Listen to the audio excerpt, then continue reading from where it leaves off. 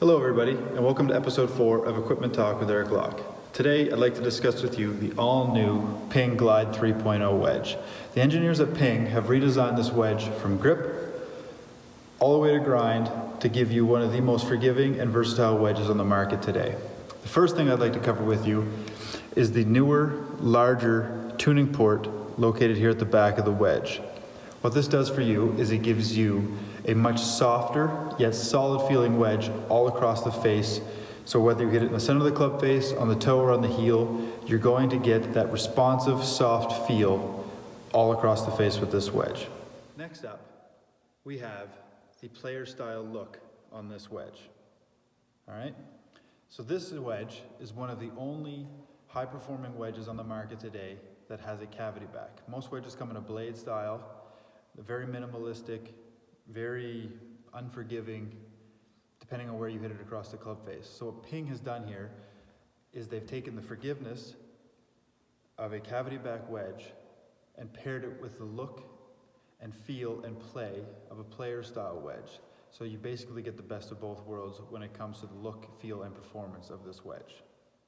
So with these Glide 3.0 wedges, on the 54 degree all the way up to the 60 degree, you will find an extra half a groove located on the bottom of the wedge. So what does that do for you? It increases spin. More grooves, more spin. So when you're around the greens, tough lies, anything like that, these wedges will create more spin to allow you to control your golf ball around the green.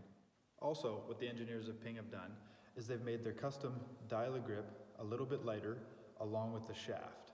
So what this does is it creates a high balance point on these wedges which allow you to hit that lower, more penetrating, spinny ball flight into the greens to have more stopping power on firm, fast surfaces. These Ping Glide 3.0 wedges come in 4 different grinds. We have the wide sole, made for a player who comes into the golf ball a little bit more steep or generally plays in softer, wetter conditions.